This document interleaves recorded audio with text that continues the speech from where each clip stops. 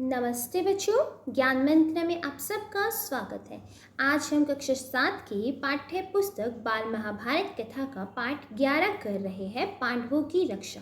इससे पहले हमने किया था लाख का घर, जिसमें हमने पढ़ा था कि किस प्रकार दुर्योधन पांडवों के खिलाफ षड्यंत्र रचता है और एक वर्णावत में लाख का घर तैयार करता है ताकि वह पांडवों को उसमें जलाकर मार सके। अब पांडव वर्णावत की तरफ निकल पड़ते हैं। अब यहीं से हम पाठ की शुरुआत करते हैं। तो अब पढ़ते हैं। पांचों पांडव माता कुंती के साथ वर्णावत के लिए चल पड़े। पांचों पांडव माता कुंती के साथ चल पड़ते हैं। उनके हस्तिनापुर छोड़कर वर्णावत जाने की खबर पाकर नगर के लोग उनके साथ होली। नगर के सभी लोग पांडवों से बहुत प्रेम करते थे। जब उन्हें पता चला कि पांडव हस्तिनापुर को छोड़कर वर्णावत की तरफ जा रहे, तब सभी लोग अपना स्नेह दिखाने उनके साथ उनके पीछे पीछे चल पड़े। बहुत दूर जाने के बाद युधिष्ठिर का कहा मानकर नगरवासियों को लौट जाना पड़ा। जब बहुत दूर निकल गए थे और नगरवासी अभी भी उनके पीछे थे, तो युधिष्ठिर ने नगरवासियों को समझाया कि हम कुछ समय के लिए ही जा रहे हैं और वापस आ जाएंगे। तो ऐसा उन्होंने कहकर समझाकर नगरवासियों को वापस भेज दिया। दुर्योधन के षड्यंत्र और उससे बचने का उपाय विदुर ने युधिष्ठिर को इस तरह गूढ़ भाषा में सिखा दिया था जिससे दूसरे लोग समझ ना सके। अब दुर्योधन कोई षड्यंत्र रच रहा है, ये बात विदुर को पहले से ही पता थी, तो उसने युधिष्ठिर को पहले ही सचेत कर दिया था। एक छुपी हुई भाषा में गुप्त रूप से उसने बता दिया था कि वहां कुछ होने वाला है, तुम लोग तैयार रहना। वर्णावत के लोग पांडवों के आगमन की खबर पाकर बड़े खुश हुए और उनके वहां पहुंचने पर उन्होंने बड़े ठाट से उनका स्वागत किया। वर्णावत के लोग भी बड़े खुश थे कि उनसे मिलने के कौन आ रहे थे? पांडव। अब पांडवों के आने पर उन्होंने उनके पहुंचने पर बहुत अच्छा उनका स्वागत किया, ठाट बाट के साथ उनका स्वागत किया गया। जब तक लाख का भवन तैयार हुआ, पांडव दूसरे घरों में रहते रहे। अभी लाख का घर तैयार हो ही रहा था, इसलिए पांडव अलग अलग घरों में रह रहे थे, जहां पुरोचन ने पहले से उनके ठहरने का प्रबंध कर रखा था। लाख का भवन बनकर तैयार हो गया। लाख का भवन तैयार हो गया तो पुरोचन उन्हें उसमें ले गया। अब पुरोचन क्या करते हैं? पांडवों को कहते हैं कि आपका रहने का स्थान तैयार हो चुका है, तो अब आप वहां पे रहने के लिए चल दीजिए। भवन में प्रवेश करते युधिष्ठिर ने खूब ध्यान से देखा। अब जैसे ही भवन में पांडवों ने प्रवेश किया, तो युधिष्ठिर को पहले से ही पता था कि विदुर ने कह रखा था कि तुम लोग सचेत रहना, वहां कुछ हो सकता है। युधिष्ठिर को कहा था कि दुर्योधन तुम्हारे खिलाफ कोई षड्यंत्र रच रखा है, ठीक है, तो तुम पहले ही तैयार रहना, देखना वहां क्या हो रहा है।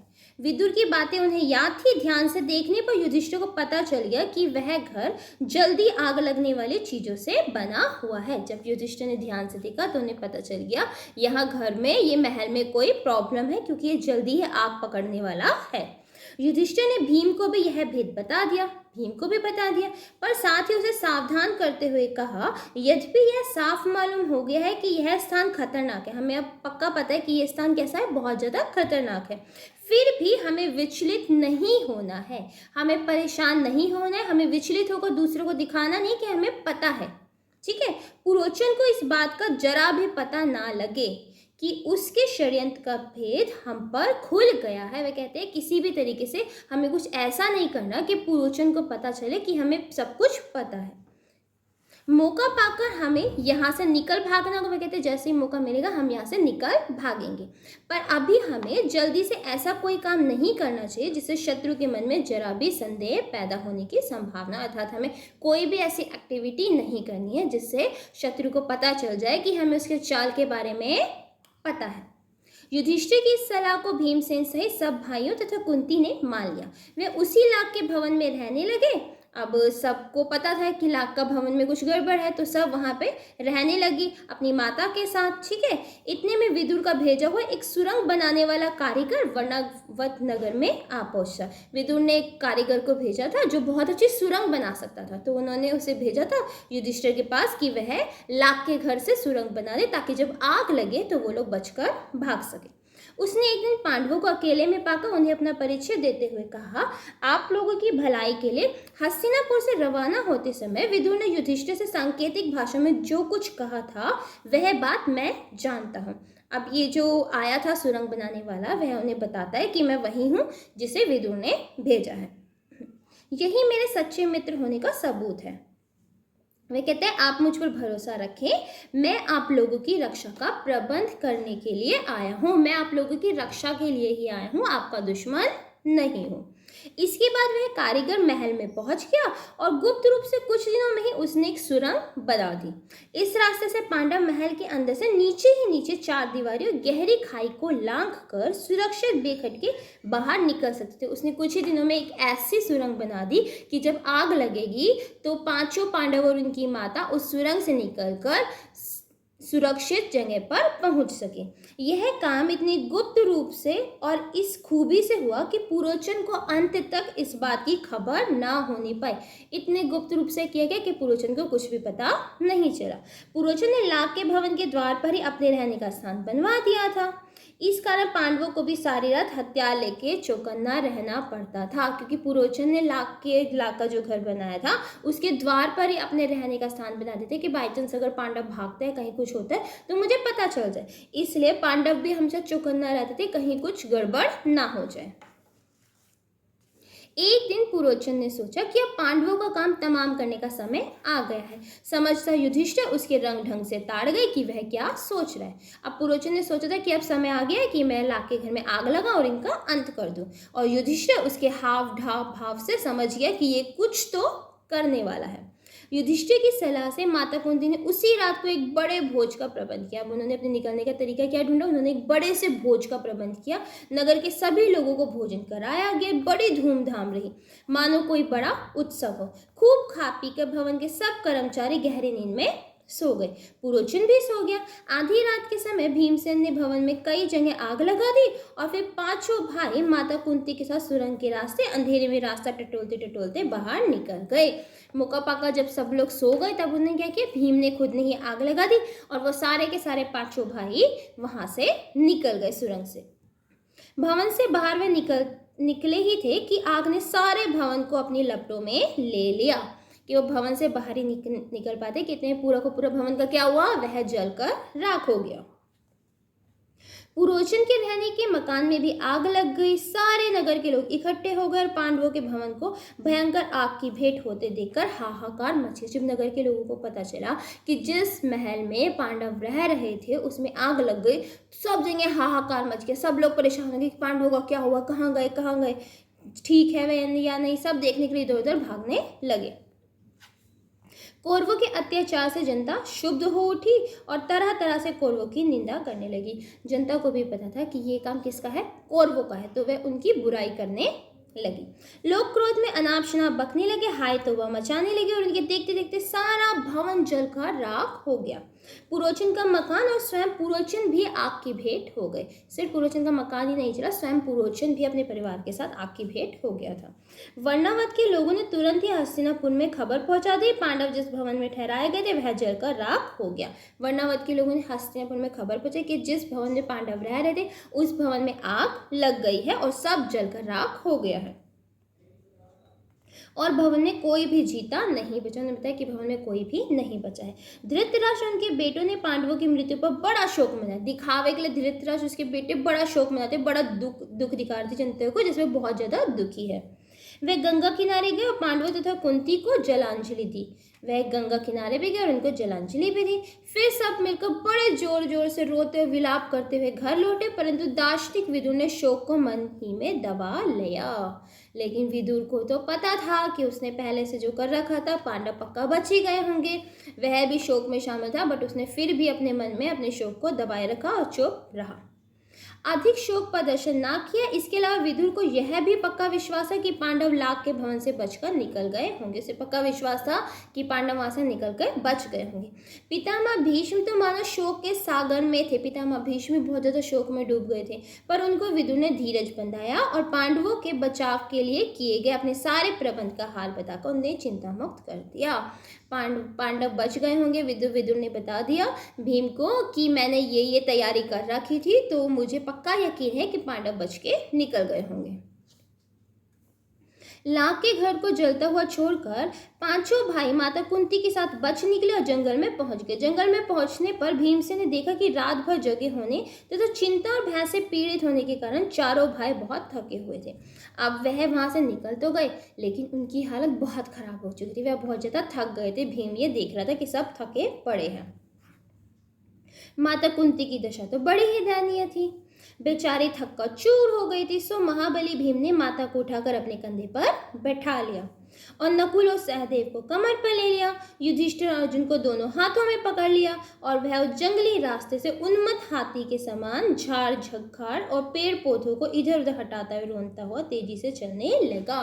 भीम ने अपने चारों भाइयों को और अपनी माता को अपने कंधे हाथों में लेकर वह आगे चलता गया। जैसे उन्मुक्त हाथी होता है ना, जिसको किसी चीज की कोई चिंता नहीं होती, मस्त होकर निकलता है, बिल्कुल उसी हाथी की तरह वह हर चीज को, जो भी पेड़ वेड़ आगे आ रहे थे, झाड़ झकड़ थे, उनको रोंदता हुआ आगे बढ़ता जा रहा था।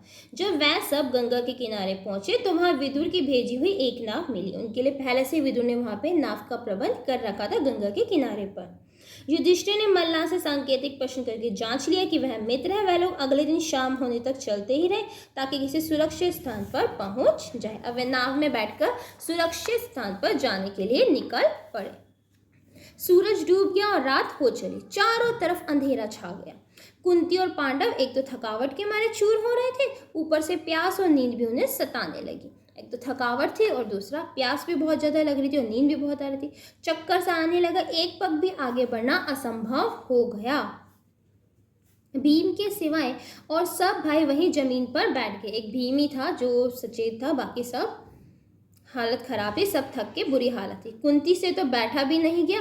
वह दीन भाव से बोली, मैं तो प्यास से मरी जा रही हूँ, अब मुझसे बिल्कुल चला नहीं जाएगा। धृतराष्ट्र के बेटे चाहे भले ही मुझे यहाँ से उठा कर ले जाए, मैं तो यहीं पड़ी रहूंगी। वह वहां से हिलने के लिए तैयार नहीं थी क्योंकि उसकी हालत खराब थी। वह उठने में बैठने की भी हालत में नहीं थी, तो वहीं पर लेट गई।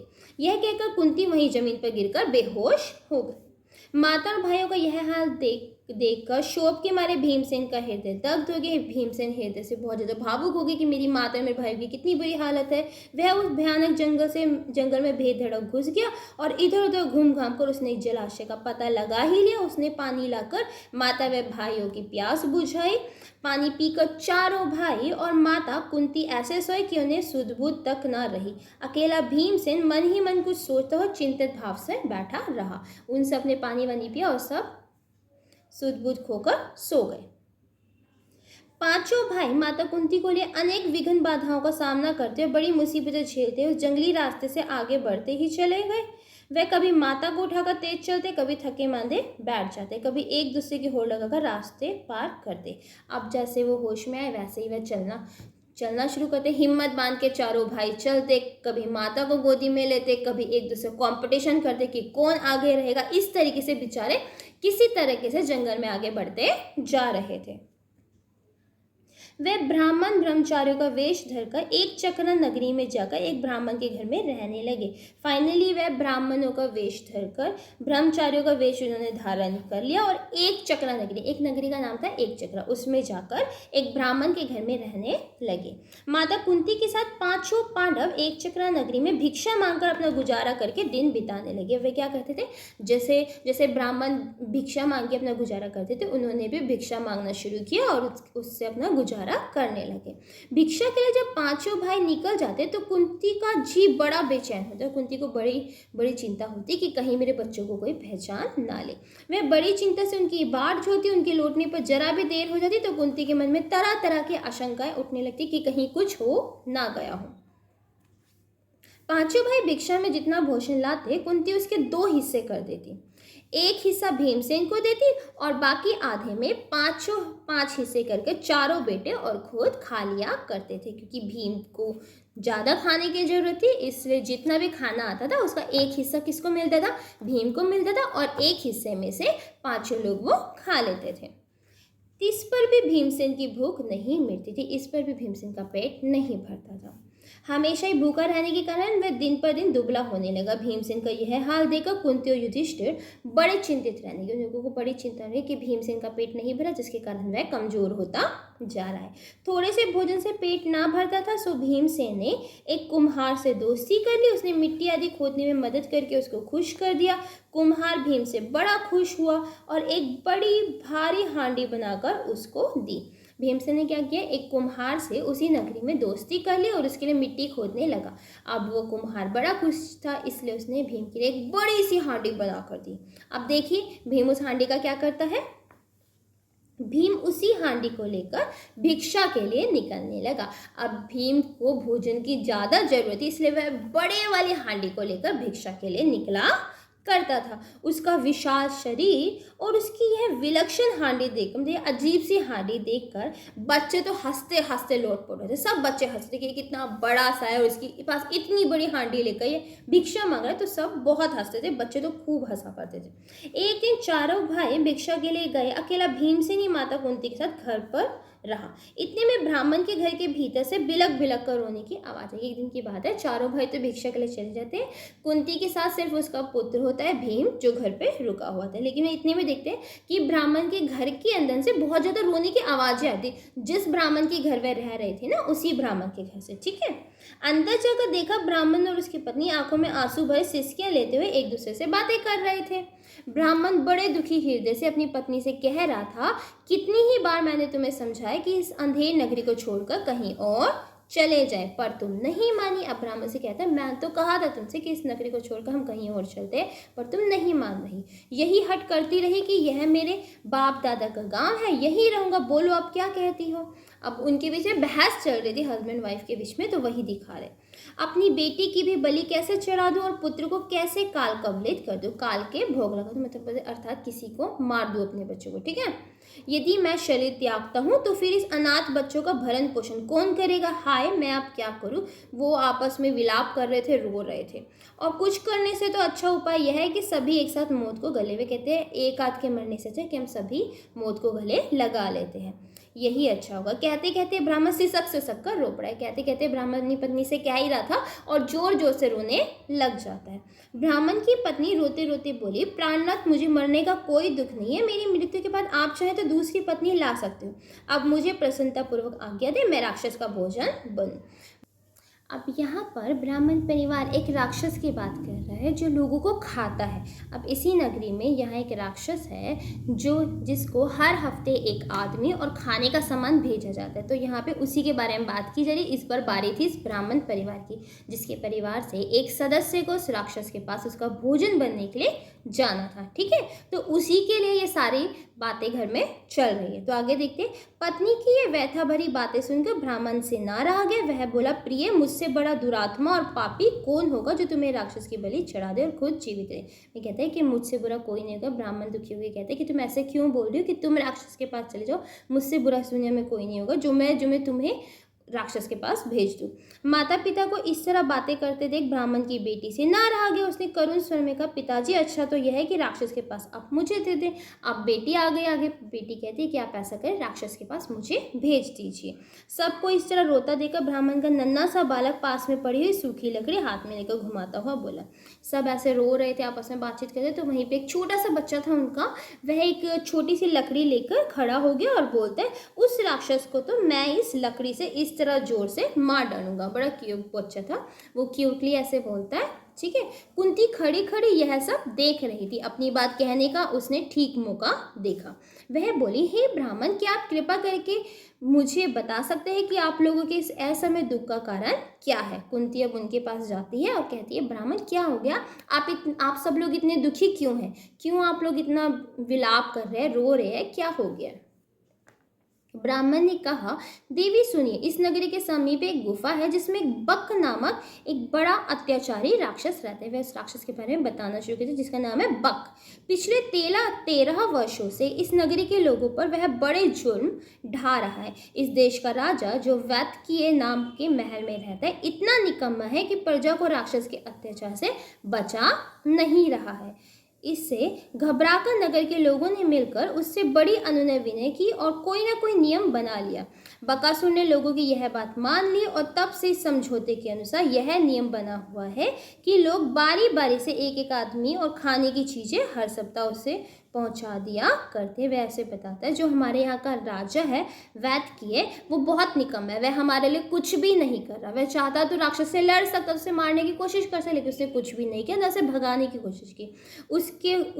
उसके कारण जो हमारे यहाँ के लोग हैं ना, उन्होंने घबरा के राक्षस से बातचीत करके कह दिया कि हर सप्ताह एक आदमी और कुछ खाने का सामान आपके पास भेज दिया जाएगा, इकट्ठे हम लोगों को मत खाइए। तो वही नियम 13 वर्षों से चल रहा है। सोचो 13 वर्ष से हर सप्ताह एक परिवार का एक आदमी वो खा जाते, तो कितने बुरे हालात होंगे उस गांव के।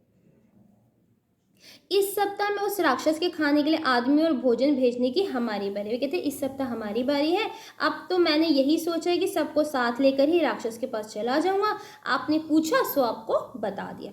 इस कष्ट को दूर करना तो आपके बस में भी नहीं है। वह कहते हैं आप कुछ नहीं कर सकते, आप क्या कर सकते हो। अब मैं अपने पूरे के परिवार के साथ राक्षस के पास जा रहा हूँ ताकि वह हम सबको एक साथ खा जाए। ब्राह्मण की बात का कोई उत्तर देने से पहले कुंती ने भीमसेन से सलाह की। उसने लौटकर कहा, विप्रवर, आप इस बात की चिंता छोड़ दें, मेरे 5 बेटे हैं, उनमें से एक आज राक्षस के पास भोजन लेकर चला जाएगा। कुंती ने पहले भीम के साथ परामर्श किया, बातचीत की। उसके बाद उसने कहा कि मेरे 5 बेटे, आज मैं उनमें से एक बेटे को उस राक्षस के पास भेज दूंगी।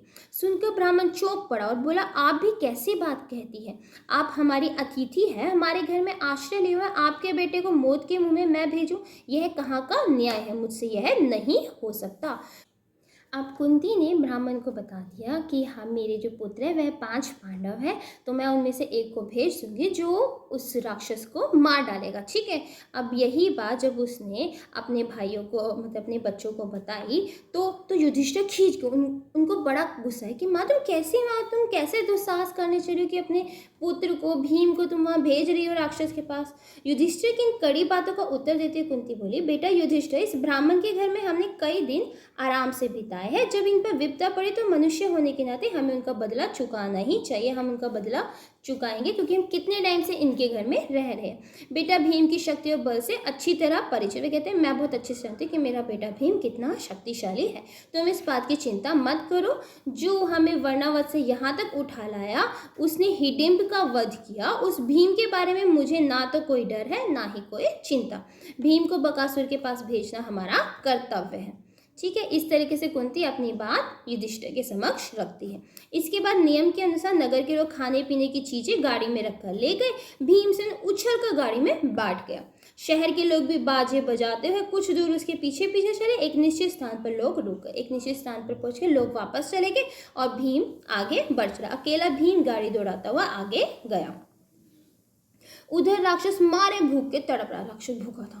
जब बहुत देर होगी तो बड़े क्रोध के साथ वह गुफा के बाहर आया कि अभी तक कोई खाना मेरी गुफा में क्यों नहीं आया, कोई आया क्यों नहीं। देखता क्या है कि एक मोटा सा मनुष्य बड़े आराम से बैठा हुआ भोजन कर रहा है। वह देखता है कि एक मोटा सा मनुष्य, अब ये मोटा सा मनुष्य कौन है? ये है भीम, ठीक है। तो भीम वहां पे आराम से गाड़ी पे बैठा हुआ भोजन करने में लगा हुआ था। यह देखकर बकासुर की आंखें क्रोध से एकदम लाल हो गई। बकासुर बहुत क्रोध में आ गया। इतने में भीमसेन की भी निगाह उस पर पड़ी। उसने हंसते हुए उसका नाम लेकर पुकारा। भीमसेन की यह ढिठाई देखकर राक्षस गुस्से में भर गया और तेजी से भीमसेन पर झपटा। जब भीमसेन उसकी तरफ देखता है और उसका नाम लेके बोलता है, बकासुर देखो अब मैं खाना खा रहा हूँ, तो ये देखकर बकासुर को बड़ा गुस्सा आता है और वो उस पर झपट्टा मारता है। भीमसेन ने बकासुर को अपनी ओर आते देखा तो उसने उसकी तरफ पीठ कर ली। जब भीमसेन देखता है कि बकासुर उसके पास है तो वो क्या करता है, उसकी तरफ पीठ करके बैठ जाता है, घूमकर बैठ जाता है और कुछ भी परवाह ना करके खाने में ही लगा रहा। भीम तो अपना खाने में मस्त था। खाली हाथों काम ना बनते देखा राक्षस ने एक बड़ा सा पेड़ जड़ से उखाड़ लिया और उसे भीमसेन पर दे मारा, परंतु भीमसेन ने बाएं हाथ पर उसे रोक लिया। दोनों में भयानक मुठभेड़ हो गई। भीमसेन ने बकासुर को ठोकरें मारकर गिरा दिया और कहा, दुष्ट राक्षस, जरा विश्राम तो करने दे। अब भीमसेन और राक्षस के बीच में युद्ध सा शुरू हो गया, ठीक है। मुठभेड़ शुरू हो गई तो भीमसेन क्या करते हैं, बकासुर को ठोकर मार मार के गिरा देता है और कहते हैं, दुष्ट राक्षस थोड़ी देर रुक जा, थोड़ा मुझे आराम करने दे। थोड़ी देर सुस्ता का भीम ने फिर कहा, अच्छा अब उठो। थोड़ी देर सुस्ता लिया आराम कर लिया, फिर कहते अच्छा अब उठो। बकासुर उठकर भीम के साथ लड़ने लगा। अब दोनों में लड़ाई होने लगी। भीमसेन ने उसको ठोकरे लगाकर फिर गिरा दिया। इस तरह बार बार पछाड़ खाने पर भी राक्षस उठकर भिड़ जाता था। आखिर भीम ने उसे मुंह के बल गिरा दिया और उसकी पीठ पर घुटनों की मार देकर उसकी रीढ़ की हड्डी तोड़ डाली। राक्षस पीड़ा के मारे चीख उठा और उसके प्राण पखेरु उड़ गया, अर्थात वह मर गया। प्राण पखेरु के मीन्स उसके अंत आ गया, वह मृत्यु को प्राप्त हो गया। भीमसेन ने उसकी लाश को घसीट लाया और उसे नगर के फाटक पर जाकर पटक दिया। फिर उसने घर आकर माँ को सारा हाल बता दिया। भीमसेन उसकी लाश को लेकर नगर तक आ गया और नगर के फाटक पर पटक दिया और अपनी माँ को आगे घर पे उसने सारा का सारा हाल बता दिया कि किस तरीके से बकासुर से उसका युद्ध हुआ और किस तरीके से बकासुर का अंत हुआ और वो उसे मारकर आ चुका है। तो बच्चों ये था आज का पाठ। उम्मीद है आप सबको समझ आया होगा। फिर भी कोई डाउट हो आप कमेंट बॉक्स में पूछ सकते हैं। अगर वीडियो पसंद आई तो लाइक करना और चैनल को सब्सक्राइब करना मत भूलना। धन्यवाद।